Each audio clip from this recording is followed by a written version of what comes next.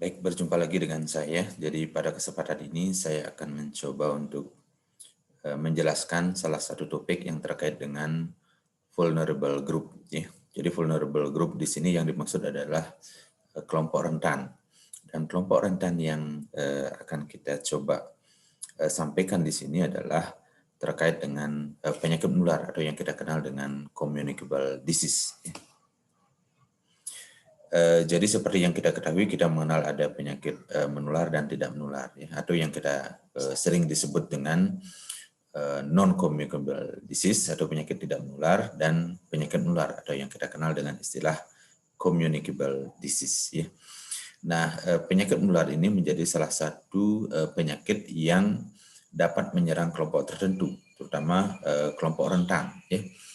Misalnya saja kelompok-kelompok yang secara usia misalnya sudah lanjut misalnya, atau orang-orang yang berada di lingkungan yang tidak sehat, ya. Kemudian orang-orang yang dengan disabilitas misalnya disability pada kondisi tertentu memang sangat berisiko tertular penyakit, atau kelompok-kelompok orang yang memang mengalami masalah kekurangan gizi misalnya atau nutrisi sehingga daya tahan tubuhnya rendah dan ini sangat rentan tertular penyakit, atau kelompok-kelompok dengan sosial ekonomi yang rendah yang juga sangat rentan terkena penyakit dan kelompok lain. Ya.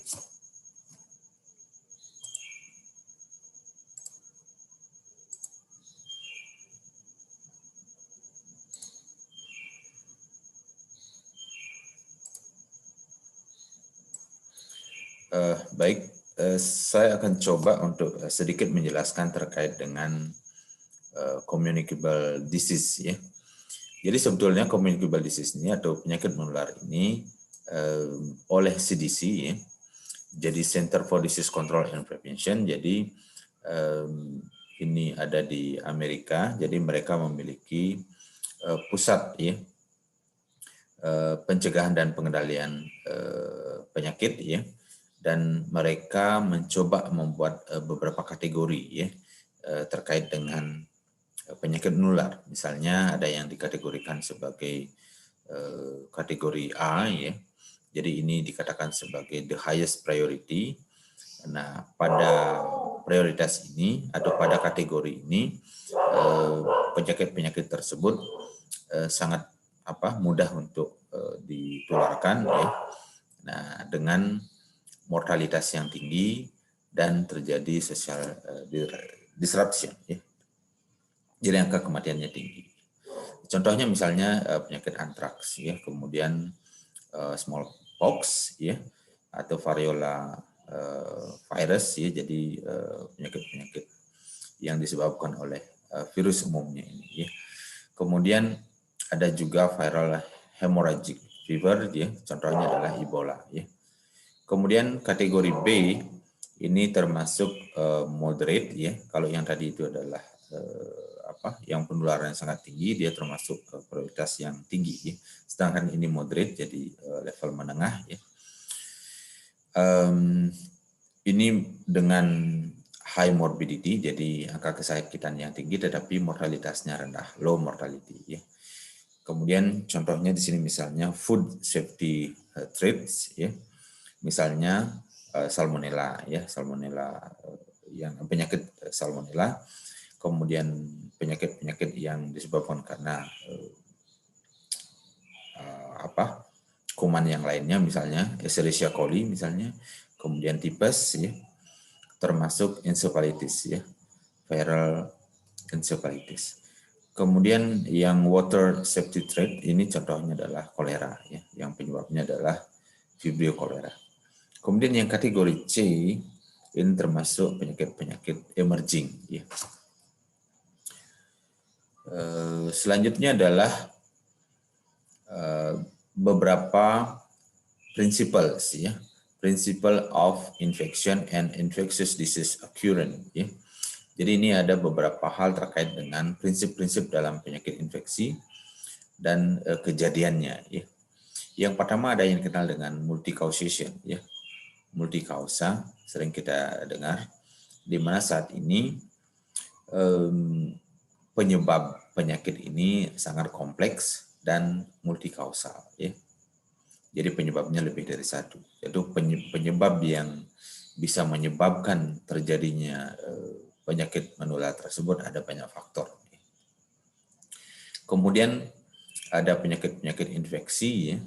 Jadi ini menyebabkan the result of integration among the human host, kemudian agent dan environment, ya. Jadi penyakit ini bisa terjadi karena adanya interaksi, ya, yang dihasilkan oleh interaksi antara host manusia, agent atau penyebab penyakit itu sendiri, dan dari faktor lingkungan. Kemudian interaksi ini biasanya digambarkan dalam epidemiological triangle, ya. Jadi segitiga epidemiologi. Jadi ini sering dikenal dengan host, agent, environment. Jadi segitiga epidemiologi, ya. Kemudian prinsip dari multi-causation ini dia menekankan bahwa an infectious agent alone is not sufficient to cause disease. Jadi artinya dalam penyakit menular tersebut atau infeksi yang terjadi tersebut tidak bisa hanya disebabkan oleh faktor agent, ya, tetapi karena banyak faktor, ya. Atau tergantung juga atau juga ada sumbangsih dari atau kontribusi dari faktor lainnya, ya. Jadi bisa dari faktor host atau dari faktor lingkungan. Nah, perawat diharapkan memahami ini dan harus berusaha ya memaintain, ya, menjaga update imunisasinya, status imunisasi. Jadi sebagai perawat misalnya atau tenaga kesehatan harus memastikan imunisasinya, kemudian mencoba untuk melakukan praktek dengan optimum terkait dengan pengendalian infeksi. Jadi selain karena faktor imunisasi, tenaga kesehatan harus betul-betul mengendalikan infeksi atau infection control di tempat mereka bekerja atau di lingkungan. Nah, kemudian ada juga dikenal dengan spectrum of infection, ya. Nah, di sini disebutkan bahwa not all contact with an infectious agent leads to infection. Jadi tidak semua kontak dengan penyebab infeksi tersebut akan menyebabkan infeksi, ya, karena masih dipengaruhi oleh faktor lain, apakah itu imun dan sebagainya, ya. Kemudian contaminate the skin or mucus, ya. Jadi selanjutnya penyebab penyakit, kuman, virus dan sebagainya itu atau bakteri bisa kontak dengan kulit misalnya atau membran mukosa, ya, dari orang, dan itu bisa menyerang, ya, kemudian bisa multiply, ya, memperbanyak diri, termasuk memproduksi subclinical infection, ya. Jadi infeksi subklinis, ya. Kemudian infeksi tersebut infection then is the entry and multiplication of an infectious agent in a host. Kemudian dia bisa masuk dan memperbanyak diri di orang, ya. Kemudian infectious disease and communicable disease refer to the pathophysiological response, ya. Jadi penyakit infeksi atau penyakit menular tersebut adalah respon patofisiologis, ya, dari orang terhadap penyebab infeksi, ya. Dan pada akhirnya itu akan memunculkan yang dikenal dengan manifesting as an illness, ya, dan akan menunjukkan gejala dan sebagainya dan menjadi sakit. When the disease is diagnosed, ya, jadi ketika penyakit itu didiagnosa di orang, ya, maka ini kita kenal dengan kasus, ya. Kemudian ada spectrum of disease occurrence, ya, di spektrum kejadian penyakit. Biasanya ini diidentifikasi dan dimonitor, ya, kejadian penyakitnya, terutama kasus baru, ya, dan atau new cases, karena kasus baru biasanya yang dihitung itu adalah angka insiden atau incident rate, ya, di masyarakat. Nah, kita mengenal ada istilah an outbreak, ya. Jadi dikatakan unexpected occurrence, jadi kejadian yang tidak diharapkan, ya, terkait dengan penyakit infeksi ya di area geografis tertentu ya, dalam periode waktu tertentu. Kemudian ada epidemik. Epidemik ini sebenarnya hampir sama dengan outbreak ya, atau kita kenal dengan wabah biasanya ya. Kemudian yang ketiga ada pandemik atau pandemi, jadi kejadian penyakit yang kejadiannya itu di global ya, atau menyerang hampir seluruh bagian dunia ya, atau seluruh belahan dunia. Nah, ini adalah sedikit terkait dengan rantai penularan ya, yang dimulai dari pathogenic agent ya. Jadi penyebab penyakit yang bersifat patogen. Kemudian ada di reservoir ya. Kemudian keluar yang dikenal dengan portal of exit, kemudian di transmission berpindah ke portal of entry, masuk dia, kemudian masuk ke orang yang rentan atau host susceptibility, dan akhirnya menjadi sakit. Nah, ini chain of transmission ya, misalnya infectious agent, jadi penyebab infeksius atau penyakit menular atau penyebab penyakit, bisa berupa virus, rickettsia, bakteri, jamur, protozoa dan sebagainya ya. Kemudian reservoir itu bisa lingkungan tempat hidupnya kuman ya, atau penyebab penyakit ya. Tempat hidup maupun tempat memperbanyak diri, bisa orang, bisa binatang, bisa arthropoda, tumbuhan, tanaman, dan sebagainya. Kemudian portal of exit, jadi ini dikatakan sebagai an infectious agent is transported from the host. Ya. Jadi pintu keluarnya ya dari orang misalnya, pintu keluarnya bisa melalui saluran pencernaan dan sebagainya. Ya, misalnya atau dari sekresi dari pernapasan, ya, respiratory excretion, vaginal excretion, semen ya, kemudian saliva dan sebagainya. Kemudian mode of transmission, jadi perpindahannya ya atau penularannya itu bisa direct atau indirect ya. Kalau direct dari orang ke orang, kalau indirect implies vehicle of transmission, bisa biologis atau mechanical vector, kemudian ke orang ya. Jadi bisa melalui vektor, misalnya seperti demam berdarah. Jadi dia menggigit orang, kemudian virusnya bisa pindah ke orang tersebut. Ya. Kemudian portal of entry bisa melalui pernapasan, mukosa dan sebagainya. Jadi tadi mode of transmission itu penularannya bisa langsung atau tidak langsung. Kalau langsung orang ke orang, yang tidak langsung bisa melalui binatang, hewan dan sebagainya atau serangga. Portal of entry jadi pintu masuknya bisa melalui saluran pernapasan, mukosa dan sebagainya, atau melalui mulut, atau bisa bahkan melalui plasenta. Kemudian host susceptibility, orang yang rentan untuk kena ini ya. The presence of or absence of resistance to an infectious agent ya.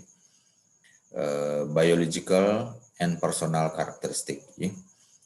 Sangat tergantung dari misalnya gender ya, kemudian genetik, umur dan sebagainya. Kemudian controlling selanjutnya adalah breaking the chain of transmission. Bagaimana memutus mata rantai penularan ya. Bisa dengan controlling the agent, jadi bagaimana mengendalikan penyebab penyakit. Bisa dengan secara teknologi dan bisa dengan ilmu kedokteran misalnya atau kesehatan, sehingga bisa efektif ya. Jadi bisa dikendalikan dengan menggunakan teknologi maupun ilmu kedokteran atau kesehatan. Kemudian inactivating an agent is the principle behind disinfection, sterilization and radiation ya. Jadi inaktivasi ya. Selain melakukan disinfeksi, sterilisasi dan radiasi. Kemudian anti-infected drug, ya, misalnya dengan menggunakan antibiotik dan sebagainya, antivirus dan sebagainya. A major role in preventing transmission of the pathogen to another ya. Jadi ini menjadi sangat penting ya, sebagai upaya untuk mencegah penularan patogen ke orang lain. Kemudian ada yang dikenal dengan eradicating the non-human reservoir. Ya. Jadi eradicate itu eradikasi. Ya. Common non-human reservoir for pathogens in the environment include water, food, meal, animals, insect, and sewage. Ya. Jadi bagaimana ini dihilangkan ya lingkungan-lingkungan yang bisa menyebabkan berkembang biaknya kuman penyakit ya, apakah air, makanan dan sebagainya ya. Kemudian treating or eliminating them is an effective method. Jadi makanan dan minuman itu harus betul-betul diolah, dikelola dengan baik sehingga tidak menjadi tempat berkembang biak kuman ya.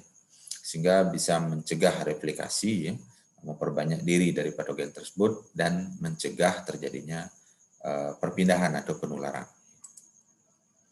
Kemudian controlling the human reservoir, treating infected person, jadi memberikan perlakuan, pengobatan dan sebagainya kepada orang yang terinfeksi. Kemudian melakukan karantina ya sehingga atau isolasi ya sehingga tidak terjadi penularan ke orang lain. Kemudian controlling the portals of exit and entry. Jadi harus mengendalikan pintu keluar dari kuman tersebut dan pintu masuknya kuman tersebut ke orang lain ya. Ini harus betul diperhatikan. Transmission chain may be broken at the portal of exit. Jadi bisa saja diputus di sana ya. Atau misalnya dilakukan isolasi, menggunakan masker dan sebagainya untuk penyakit-penyakit menular, terutama penyakit saluran pernapasan. Misalnya penyakit TB ya. Atau sekarang misalnya COVID-19. Kemudian the portal of entry of pathogens also can be controlled by using various precaution. Ya, bisa dikontrol juga dengan menggunakan masker, kemudian sarung tangan, kondom dan sebagainya. Ya, itu upaya-upaya untuk melakukan pencegahan terjadinya penularan. Kemudian avoiding unnecessary invasive procedures. Ya, jadi menghindari ya tindakan-tindakan langsung atau prosedur langsung yang tidak diperlukan, yang tidak penting. Nah, kemudian ini tentang herd immunity ya di penyakit menular. Kita mengenal adanya herd immunity, kekebalan di komunitas ya. Misalnya 66% itu akan 66% immunize ya. Jadi misalkan saja 66% itu sudah mendapatkan imunisasi ya. Dan herd immunity itu bisa dijelaskan di sini. Misalnya infected person contact 3% ya. Jadi infected person orang yang terinfeksi kemudian dia kontak dengan 3 orang ya. Nah, 3 orang itu yang pertama immunize jadi no infection. Jadi orang-orang yang sudah diimunisasi dan no infection karena dia sudah diimunisasi. Kemudian kontak ke 3 orang karena dia sudah diimunisasi dan tidak terinfeksi sama sekali, maka 3 orang tersebut selanjutnya juga tidak terinfeksi atau tidak sakit. Kemudian yang kontak juga di sini ke unimmunized and infected contact 3%. Jadi dia tidak diimunisasi dan dia infected ya. Kemudian dia kontak dengan 3 orang lainnya ya. Nah, 3 orang lainnya itu unimmunized, kemudian karena dia tidak diimunisasi ya orang bisa terinfeksi. Kemudian immunize, dia tidak akan terinfeksi.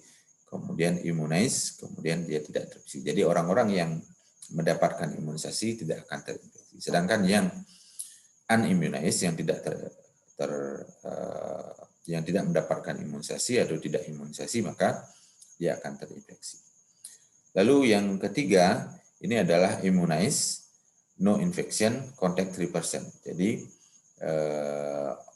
orang yang sudah diimunisasi, dia tidak terinfeksi, lalu dia kontak ke 3 orang, dan 3 orang yang dikontak tersebut tidak mengalami infeksi atau tidak terkena penyakit menular. Ya.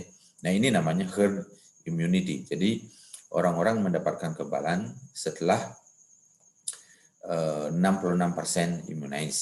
Nah, setelah 66% immunize, maka terjadilah seperti yang saya jelaskan tadi. Jadi orang yang terinfeksi maupun orang yang tidak terinfeksi, orang yang diimunisasi dan orang yang tidak diimunisasi, akan sangat jelas kelihatan apakah orang tersebut akan terinfeksi atau tidak. Nah, orang-orang yang diimunisasi karena dia sudah memiliki kekebalan, maka mereka akan mengalami kekebalan, ya, memiliki kekebalan untuk terinfeksi penyakit tertentu, ya. Dan apabila dia kontak dengan orang lain, maka orang tersebut tidak akan tertular. Nah, orang-orang yang tidak diimunisasi, kemudian dia terinfeksi, dan apabila dia kontak dengan orang lain, maka akan terjadilah penularan. Ya. Nah, ini yang dikenal dengan herd immunity.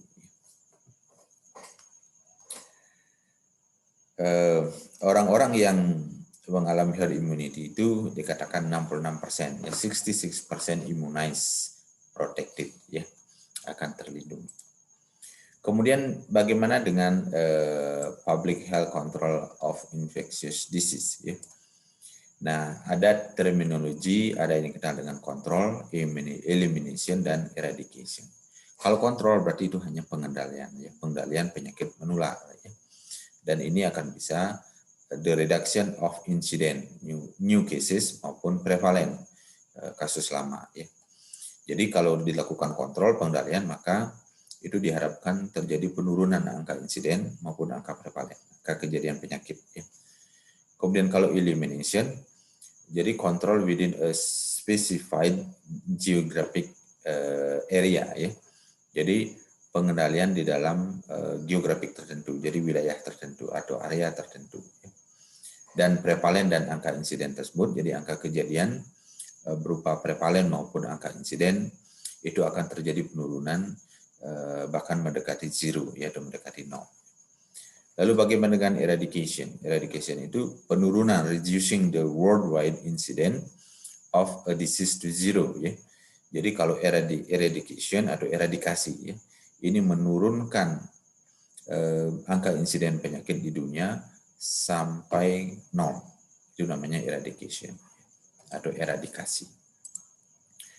Nah, lalu bagaimana dengan asesmennya, pengkajian? Jadi perawat bisa melakukan pengkajian di komunitas. Ya, pengkajiannya itu bisa dengan bisa pengkajian untuk mendapatkan data primer maupun dari data sekunder, ya. Dari data primer melalui wawancara langsung misalnya di komunitas, atau dari data sekunder, data yang sudah ada, apakah di puskesmas, dinas kesehatan, dan sebagainya. Lalu metodenya gimana? Metodenya bisa dengan interview, wawancara langsung, bisa observasi atau mengamati, kemudian bisa mempelajarinya dari atau mendapatkan data dari dokumen yang sudah ada, ya. Apakah laporan dan sebagainya. Lalu